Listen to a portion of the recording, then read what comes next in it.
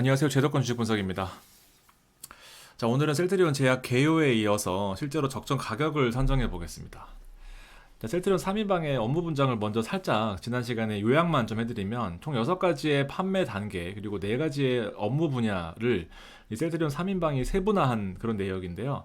이제 글로벌 시장 그리고 케미컬 시장 바이오 시장을 국내 9개로 나누었을 때 총 4가지로 나눌 수가 있는데 지난번에 셀트리온 헬스케어가 이제 미국 유럽 법인에 집중을 하고 있다. 판매 쪽에 집중을 하고 있다. 라고 말씀을 드릴 수 있었고, 이번 셀트리온 제약은 국내 케미컬 쪽 전담을 하고 있다. 물론 R&D 쪽에는 셀트리온과 같이 하고 있긴 하지만 기본적으로 국내 케미컬 그다음에 국내 바이오에서도 미국의 셀트리온 헬스케어가 집중하는 것처럼 셀트리온 제약도 국내 바이오, 국내 케미컬 쪽에 집중을 하고 있다라고 말씀을 드렸습니다.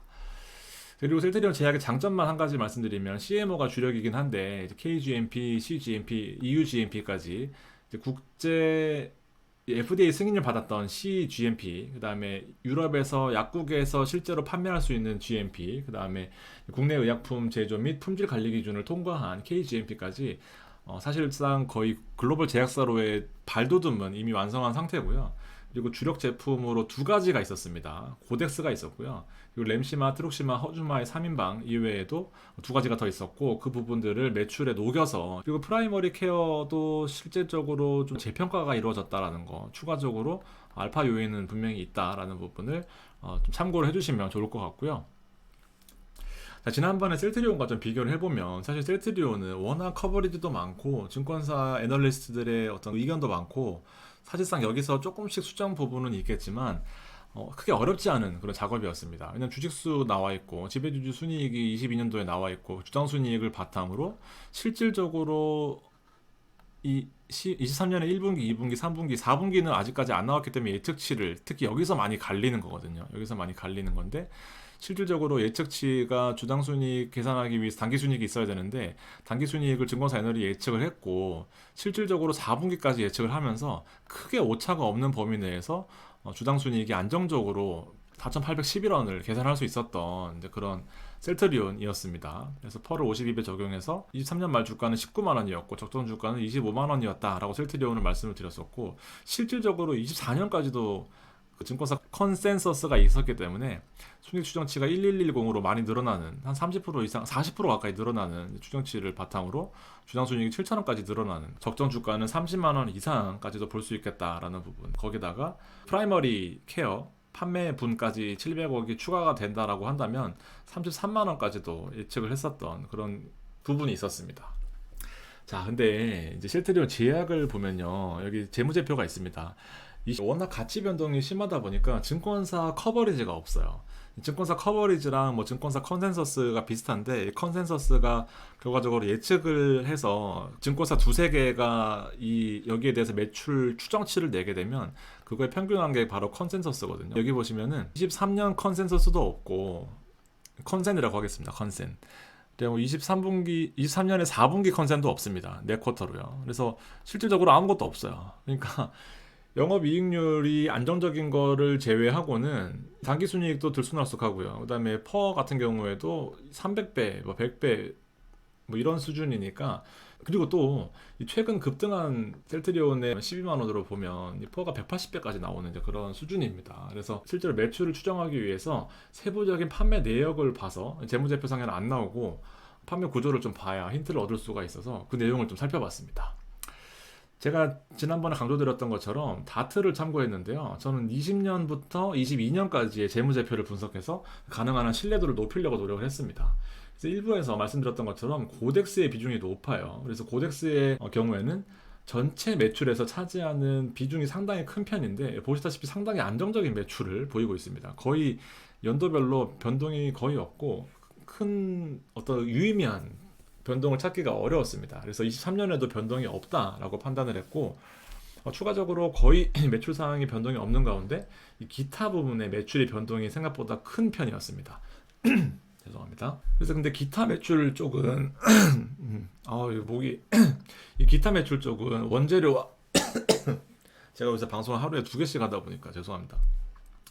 이 기타 매출 쪽은 원재료나 이제 뭐 부재료 그리고 만들다 만 거, 반공품, 뭐 반제품 이렇게 표현을 하는데 일회성 비용의 가능성이 커서 사실 유의미하게 변동이 좀 있다라고 보기에는 쉽지 않았습니다. 그래서 제가 했던 거는 23년에 1분기부터 3분기 매출은 이미 분기 보고서를 통해서 확정이 되었거든요. 그래서 4분기 매출을 예측해야 되는 숙제가 있는 건데 이 4분기 매출을 예측할 수가 없기 때문에 그래서 제가 이 1, 2, 3분기의 주당 순이익을 바탕으로 4분기의 주당 순이익을 예측을 하는 거꾸로 계산법을 선택을 해봤습니다. 여기 보시면 1분기에 주당 순이익이 268원, 그 다음에 2분기에는 437원이었기 때문에 이 사이에 주당 순이익을 구할 수가 있었고요. 3분기에는 생각보다 매출이 덜 나왔습니다. 그래서 84원의 주당 순이익이 더해져서 921원의 수준이다라고 보실 수가 있겠습니다. 지난 보면 여기 보면은 주당 순이익 EPS가 530원 이미 이제 20년 수준 넘어선 거고요. 21년에 매출이 폭발했을 때는 좀 더 많았겠지만 22년의 수준은 넘어설 수 있겠구나라는 그런 대략적인 예측은 할 수가 있었습니다. 참고로 증권사의 주가 예측하는 방법을 보게 되면 이 증권사별로도 천차만별입니다. 역시 시나리오별로 분석을 하게 되는데 여기 오차가 발생하기 때문에 이 컨센서스가 수정을 하게 되고 그다음에 수정을 하게 되는데 줄어들면 주가가 좀 하락에 영향이 있는 거고 수정을 했는데 올라가게 되면 주가 영향이 있는 거고 그다음에 A증권사, B증권사, C증권사를 합쳐서 또 주가를 예측을 하기 때문에 여러 가지 변수가 많은 건 사실입니다. 그래서 여기 보시면 일단 현재 주가가 17만 원일 때의 셀트리온도 이 베이스 시나리오를 바탕으로 그다음 불 시나리오, 그다음에 베어 시나리오를 이렇게 볼 수가 있는데 생각보다 주가 차이가 엄청 커요. 그렇죠. 17만 원인데 3만 원, 4만 원 이건 뭐 거의 10만 원씩 차이가 나는 그런 수준입니다. 그래서 예를 들면 이제 제가 지난번 셀트리오 방송을 보셔서 아시겠지만 이 진펜트라가 핵심이거든요. 미국에서 램시마 SC가 2월 29일로 2월 28일인가로 예정되어 있는데 예상보다 빠르게 되면은 주가가 더 올라갈 수 있는 이제 불 시나리오가 되는 거고요. 베이스 시나리오는 미국에 출시한다. 그래서 출시하고 판매가 잘 될 것이냐 뭐 이런 것들을 봐야 되는데 기본적으로 출시만 했을 경우에는 일단 베이스 시나리오는 21만 원은 간다. 21만 원은 정확히 예측한 것 같습니다. 그다음에 베어 시나리오는 예상보다 느려지는 거죠. 혹은 실패되면은 이거 사실상 이제 진짜 큰일 나는 겁니다. 진짜 큰일 나는 거예요. 이미 주가는 반영이 되어 있는데요. 그래서 거의 실패할 가능성은 낮다라고 보지만 진짜 이 상황은 생각하기도 싫은 이제 그런 단계입니다. 그래서 여러 가지로 환율까지도 분석을 해서 환율이 오르면은 뭐 이렇게 변동이 있을 거고 금리가 오르게 되면 아무래도 수출 기업이다 보니까 또 금리에 오르는 거 영향이 엄청나게 크다라고 판단할 수가 있겠습니다.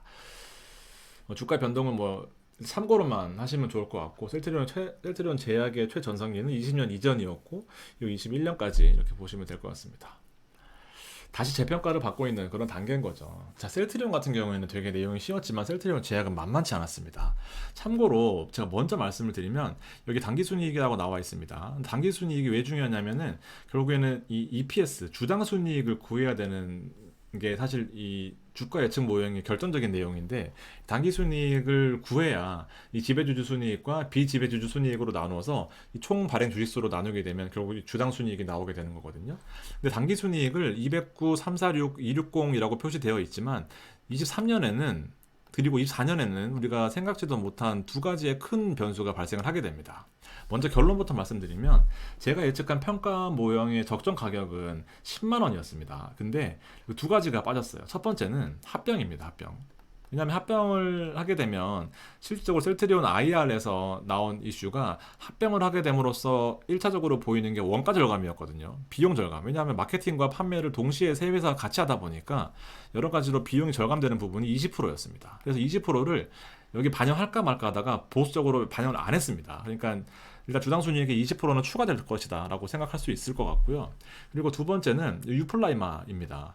미국의 MC만 2월 29일로 추가될 것으로 보이면서 사실상 셀트리온이 막 올라간 거예요.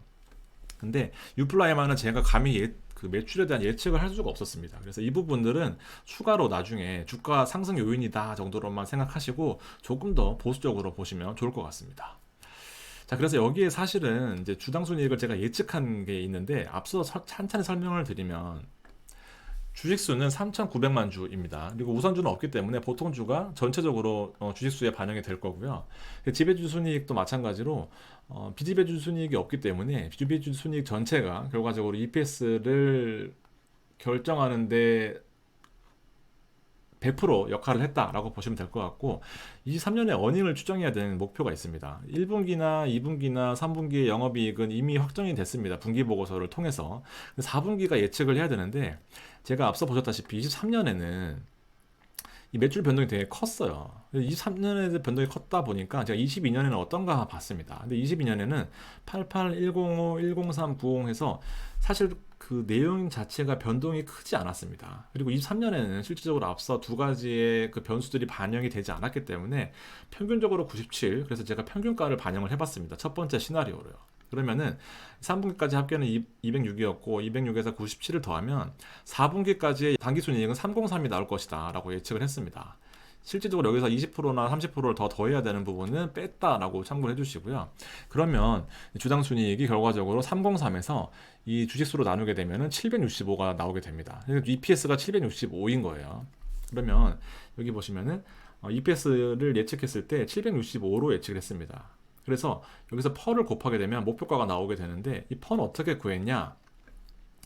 실질적으로 22년에 21년 주당순이익으로 바탕으로 계산을 한 거를 보면 656원에다가 실제 주가 63,700원을 나누게 되면 퍼가 97배가 나오게 됩니다. 이렇게 계산이 이제 끝난 거고요.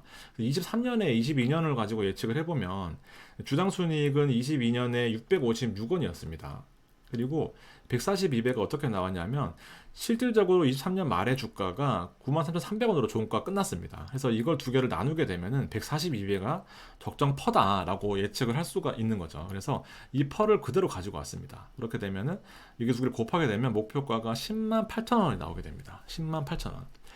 실질적으로 22년의 당기순이익을 바탕으로 그대로 계산했을 경우에는 93,300원의 적정까지만 23년에 예측 모델로 했을 경우에는 142배를 적용하게 되면 10만 8천 원이 나오게 되는 거죠. 만약에 첫 번째 시나리오가 끝났고요.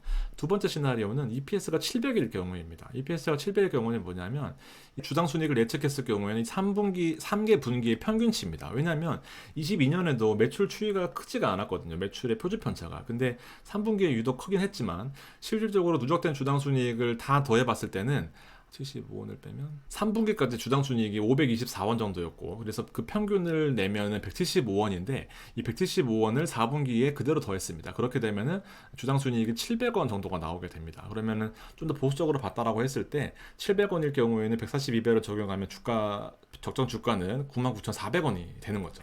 그래서 지금 현재 주식은 한 12만 원 정도 하고 있지만 상한가 부분을 감안하고 이제 그 갭을 메꾸면서 한 10만 원 정도가 적정 주가다라고 판단을 했습니다. 그래서 다시 말씀드리지만 제가 보수적으로 추정했었던 내용이고요.